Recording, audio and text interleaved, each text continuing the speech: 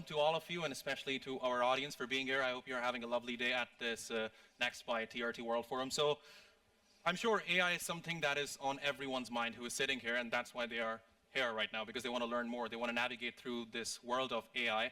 And this is something that I brought up in the beginning of the discussion as well. AI is impacting our lives, right? It is making decisions on our behalf. Online shopping, healthcare, education, and even defense. So I would start with the defense part. Why? Because there's something going on in Gaza right now, which is more important than anything else, because it's about killing off women and children and the elderly. And this is something that I want to pose to you, Noor Naeem.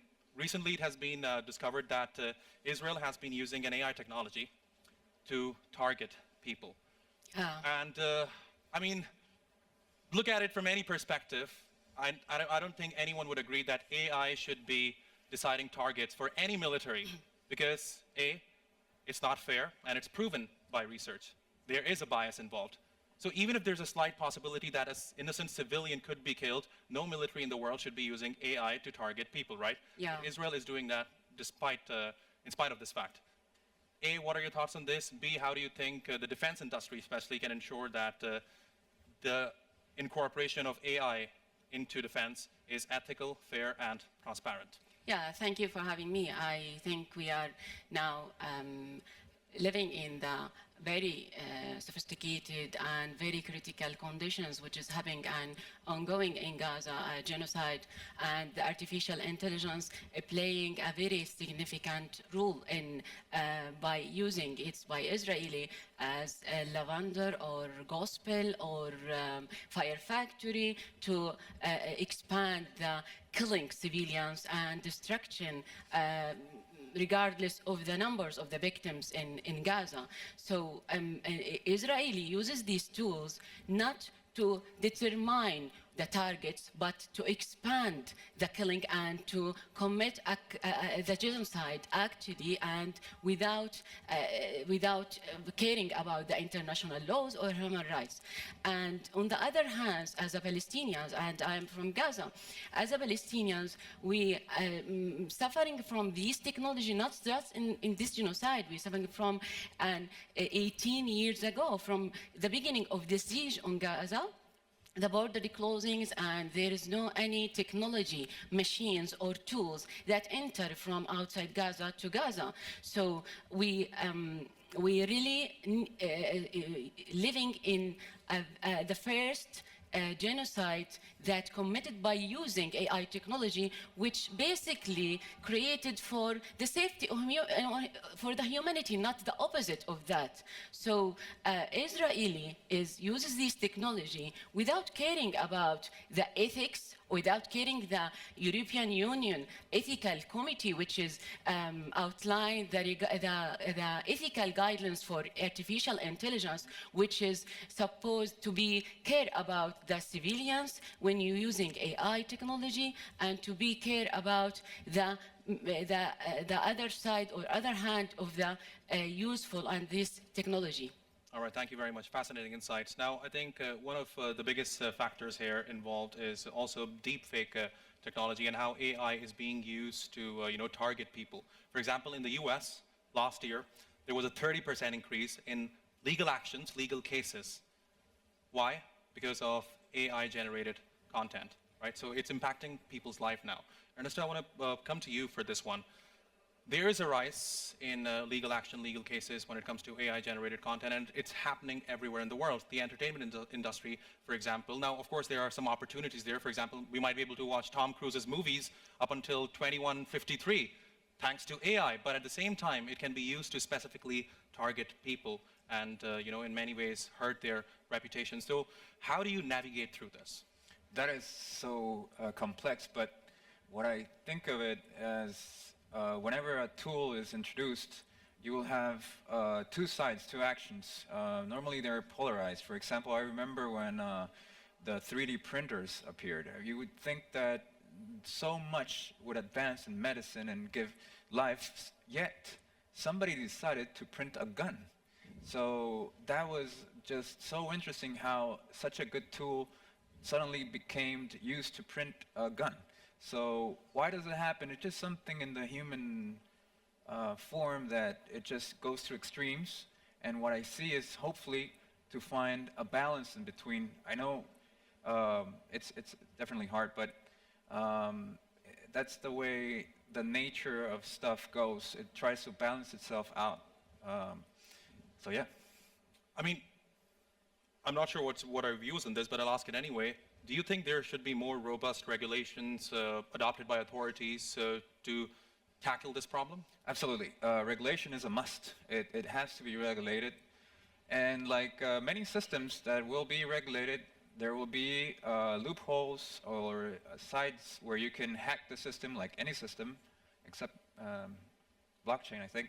But everything will be like hackable, so you would have both sides. If I may, Ernesto, so based on your work and based on your research, do you think there is enough motivation on the part of companies that are coming with AI technology to be regulated? What do you mean? I'm sorry. Do you think they want to be regulated? No. Not at all, right? No. That's the biggest challenge, and most of the AI companies that we have in the world right now, they are multi-billion-dollar businesses. So this is a challenging situation for authorities, is it not? Absolutely. They want to, like any company, be free on doing whatever they wish. Mm-hmm. But we have like this idea where my liberty stops where your liberty continues, right? Mm-hmm. So there has to be a regulation. I think it's positive, and I think there has to be a group of ethical and professionals that will come together and put these rules that have to be in place for having control. It's important to have regulations. I agree. Okay, let's engage the audience. Who do you think here, how many of you here think that AI should be regulated? Raise your hands. Again, half the room. So we have a diverse group, right? Yeah. And the rest believe that it should not be regulated at all. People should have freedom to do whatever they want with AI. Is that true? Yeah. Okay, well, so they're not raising their hands, so I believe they're neutral on this subject. So I was going to come to you based on the opinion from the public. So yes, there is motivation from the people's part that there should be some sort of regulation, but again, there are people who don't want it to be regulated at all. Now, there's a young audience here, and I know you have worked with young people when it comes to AI. What would be your advice to them when it comes to using AI technology? What is the best way for the young audience to navigate through the challenges of AI? Luba. Yeah, so I actually wanted to add a point to the previous question, because if we have the problem of deep fakes, I think one way to deal with it is to look at regulation. And I feel like another one is also to look at education, right? Because these AI technologies keep evolving, they're always new. And I think it's important for anyone, particularly for young people, to keep abreast of the latest developments and to know like how to use these technologies and what it's possible to create with them, like how good these deep fakes could be. So I would also underline the importance of education in this field. And yeah, I guess in terms of how young people are engaging with AI in the arts, I think there's kind of lots of opportunities, right? So a lot of artists are using AI to generate kind of images or texts that might become the final artwork. Sometimes they're incorporating AI as part of their process. At other times, it might be a work that's interactive. Like, as we're in Turkey, you're probably familiar with Refik Anadol. He's probably one of the most, or I think the most commercially successful AI artist. And he's got these brilliant, interactive, colorful installations based on various data points. Right, so that's also a type of artwork that can Here's my question, and I'm purely basing this on the fact that we had this discussion when it comes to journalism, whether or not AI should be involved in generating scripts for journalists. And I think most of the journalists have reached a conclusion that it should not do it on behalf of the journalist, because when you start using AI to generate original content, there is some sort of bias involved, because AI, as I think every one of you here would agree with me, it's not 100% fair. It's not transparent right now. Perhaps in the future it will be. So when it comes to art, and if artists are using AI, what does it tell us about the artist who is using it? Does it perhaps in any way indicate that the artist has somewhat lost his or her original content in the process? I would say no. I mean, again, I've been in this field for probably 8 years now, so I've seen various new tools come up, and I'm always surprised by the many different ways artists find to use them. So I think that's always quite impressive. But in general, it's a collaborative partner that they might use that could present them a new perspective on their artwork or on a topic that they're dealing with. So I wouldn't say that they kind of lose their art. Though, of course, if we look at the ways of creating art, right? So probably traditionally you might have used a paintbrush or something like that to make a painting or a sculpture. But nowadays, particularly with the latest tools, you write a text prompt and then you get an image. Yeah. And so you either have to figure out how to refine the prompt to get a better image, or you might kind of rework the image digitally. So there are new skills, or maybe different skills that artists have to work with as opposed to in the past. Actually, I'm very intrigued. I want to pose this to the audience. Do you guys believe, anyone here believes that artists should be using AI technology to generate their content? Those who say yes, please raise your hands. Okay, my rough guess says it's a minority of people who believe artists should be using AI technology. Interesting. I think I saw more. I'll take questions if we have time in the end, because we are really tight on time. But I do appreciate your participation. Thank you very much. Yes. Yeah, so, I mean, to respond to that, I would say artists should be free to work with anything they choose. They should be able to work with a pencil or a paintbrush. They should be able to work with 3D printing, blockchain, AI. The artist should not be constrained, because I think this freedom of working on a variety of topics with a variety of tools is what makes art special, because artists might come up with new ways of, let's say, seeing the human form or seeing nature, but equally they might want to communicate some of the issues they see with technology or with society as a whole, and they need to have the full access to tools for that. Okay, interesting, fascinating insights. Noor, what are your thoughts on this? This is something that just crossed my mind. Yeah. If it's a very famous singer, let's say The Weeknd, right? If he is singing songs based on a script generated by ChatGPT, I don't know what the world is going to think about it. What do you think? Yeah, I believe that the new generation must use the AI technology with effectively and efficiency way, but we cannot avoid the owners and the rights and the human rights and the privacy in these issues, because we're using the AI techniques or tools in artists in drawing pictures or etc. But this is reflect these tools depend on a million or thousands of pictures that gathering and putting as input for these algorithms and these like a factory which is generate these pictures. So when we are using these tools, we must be care about the rights, and we must be care about who's generate this picture, and we will reflect it in under the picture. This is not my own pictures, and this is by AI generatives models pictures, and like this. And I think in general, if we are talking about AI in general, AI, as it's have a harm side, it's have a very useful side. Like we can using AI models to generate a content or to generate a process, etc. Like now, when you ask the audience about the AI, and we have a very weaknesses response that's reflect that we need to raise awareness about AI and how to use AI. So we need to create a need in the audience. If I may, you were saying that we need to raise awareness about the positive side of AI or the negative? Which one? For both sides. For both sides. Yeah, for both sides. And which one do you think is lacking in the world right now? I think the both sides, because the new generation must using the new tools and the modern tools to reduce the time and effort.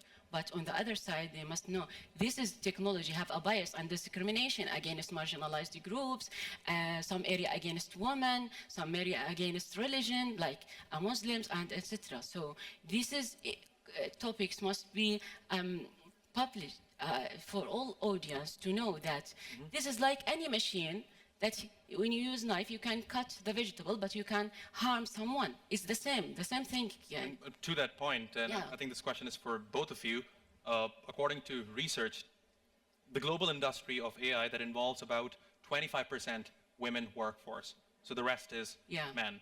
And correct me if I'm wrong, I'm sure this has led to some sort of bias when designing the algorithm. So what's the best way to tackle this problem? Because this is a core issue facing the industry of AI, is it not? Yeah, we must enforce women to learn the AI techniques and to go to the university and to learn technology and etc. And we must need to facilitate these works for women to be suitable with their responsibilities, because women have another responsibility in the home or in the, with their families. So we need to facilitate this is work job to be suitable for the woman. For the women consequences and etc.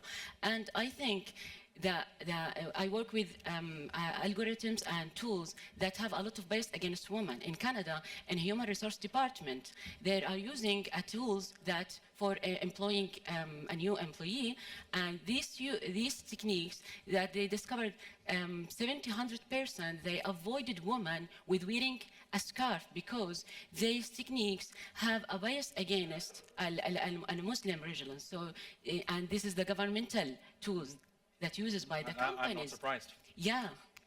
So we need to raise awareness about the AI. It's not a miracle. It's tools like any machines in this world have both sides, have a negative and a harmful, and have a very positive way or positive effect that can be used. Okay, Lua, do you want to add to that? Yeah, please, go ahead. Yeah, so I would add, I agree that it's important to raise awareness and to encourage kind of young people to begin to work with these tools, because everybody has a different voice and a different perspective, and through kind of creating new narratives and new works on these topics, we'll be able to change the stereotypes.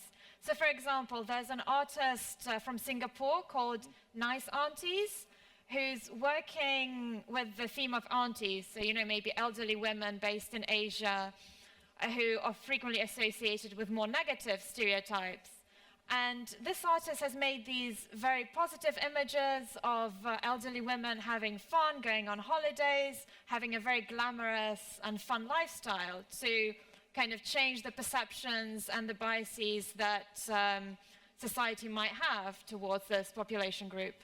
Okay, very interesting. Ernesto, so you work in the film making industry, right? And something that has come to my attention after doing some research on your work and how AI is being used in this industry, there is a lot of disparity in how AI is used in the developing world as opposed to in underdeveloped countries. How do you create equality here? Very good question, because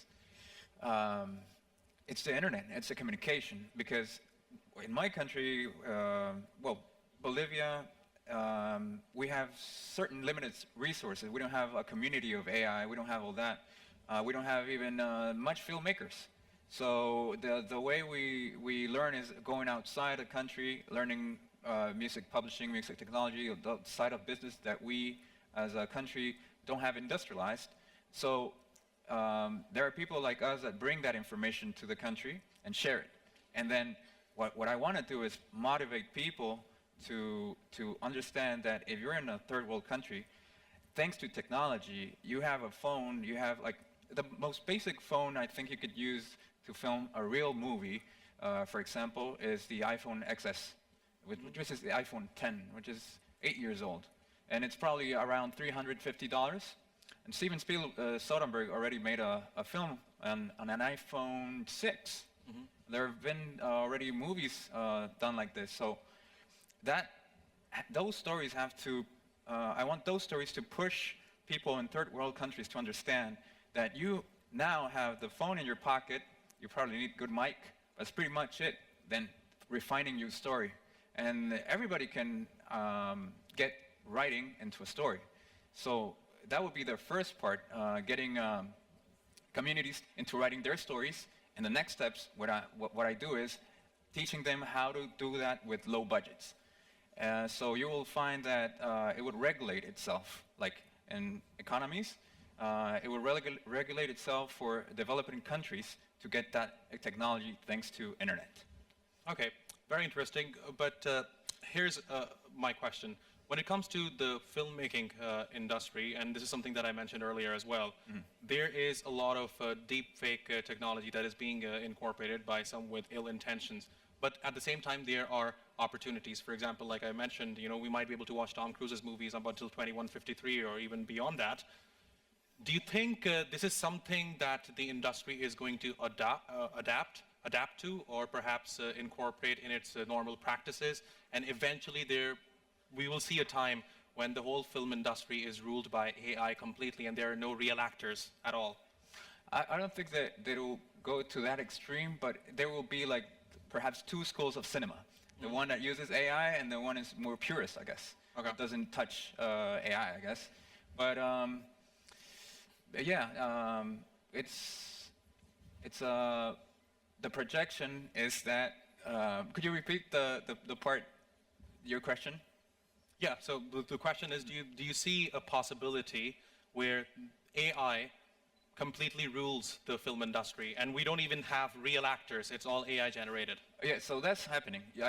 Last week, Hollywood actors are scanning themselves. So that means they're going to scan themselves, they're going to put themselves in Unreal Engine, and then you're going to charge royalties. So like Tom Hanks, Tom Cruise, like you mentioned before, he's going to be scanned, and you're going to be able to pay a license fee. But that's because Tom Cruise would sign off his image, right? For you to use him in acting. Perhaps not Tom Cruise. But here's the thing, if I know that I'm watching an AI bot, I don't know how I'm going to feel about it. I don't know what you guys think about it. If you're watching an AI bot in a Hollywood movie, how would you feel about it? Anyone who says that, okay, I'm fine with that, raise your hands. No one? Yeah, The public opinion here is also very important, right? Right. Well, much of the content, like deep fakes, right? You don't know if it's real or not. So you would have to have the context of what you're watching to know it's real. Sometimes we can change in a scene, we're drinking beer, but we don't want beer to be in the scene, so we use AI to change it to Coca-Cola, right? So that's something that happens, and just it's a matter of the rules of that territory. Okay, now we're coming towards the end of the discussion, and I want to pick up your brains on your expertise this time around, because there's a young audience, and I'm sure they're here to learn something from your experience. Luba, what's the best advice that you could give to our audience today? Because young people, they are learning the technology. Some of them are implementing it in their daily lives. They are fresh graduates. What's that one thing that you would tell them? These are the do's, these are the don'ts of AI. Yes, so I think I would advise young audiences to familiarize themselves with the latest technologies, so the latest text-to-image or text-to-video and text generation tools, and learn maybe the issues with these tools, like we mentioned, the biases and the constraints, but also kind of think of the opportunities these tools present to kind of find and develop your voice, how they can simplify some of your practice. And probably in general, I would also suggest that when I began to work with these technologies, well, primarily as a curator, as a community organizer, the technologies were being developed, but there were very few artists who were using them. So I acted as a bridge between these communities. So I think if you're entering the world of work, it's always useful to figure out what are the problems in this field and how can I act to solve them. And that can lead to good career growth, I think. Okay, sure. Actually, I advise my friends here to use the 4 main AI tools. The first, AI-powered communication platforms, which is raise awareness about your issues and your topics. Second, use AI algorithms tools, which can make an analysis for a historical huge database to convey your narratives with your sounds.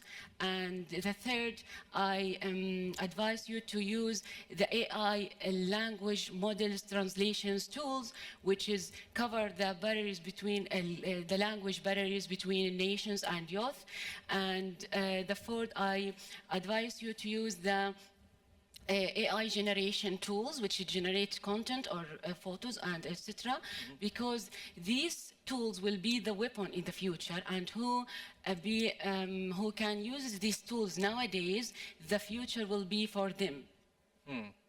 Very interesting. So there's no future for anyone who is not accustomed to using AI? Is that what you're saying? Yeah, of course. So AI is a must. Yeah. If AI is the future, or the future modern tools that will be used by government, used by nations, used by companies. So if you avoided to use this now, you will be avoided to be in the future. You know, this makes me very concerned. How long before AI takes my job? It will take you your job, but it will, take my job? create a new job. Yeah, it will take your job, but not totally your job, but it will create a new job. So you must be ready to be developed by a new technology and use it, make a merger between technology and your job. Noor, now you've gotten me concerned. I have to start looking into AI and how I can, perhaps think of a new role when it comes to, mixing my job with AI. Ernesto, what are your thoughts? I think it's all about prompt engineering. If you learn how to tell the machine what you want, then you're pretty much going in the right way. Whether it's different language models, Gemini or Claude or whatever, it's prompt engineering. And I think it's similar to life. If you learn how to do in life, ask the system, it's similar to the GPT. You learn how to ask for it. But sometimes if you don't ask correctly, the machine doesn't give you the prompt, right? So prompt engineering. But here's this one thing as well. I mean, and I'm sure this is something that a lot of people here must have wondered at some point in their life as well. Is AI smarter than human beings? Not yet. I understand that we are looking at the most basic models, and we're gonna reach a singularity in some point pretty soon. And the problem there is the leisure time. I think that's what Warren Buffett talks about. And that's another problem, which is a whole other topic, I think. All right, thank you very much. I think we are out of time. I want to appreciate your contribution to this panel, and I want to thank all of you. I'm really sorry I could not take your question. We were really tight on time. I do apologize for that, but I appreciate your participation. Thank you very much, all of you, once again. Thank you. Thank you. My esteemed panelists. Let's go!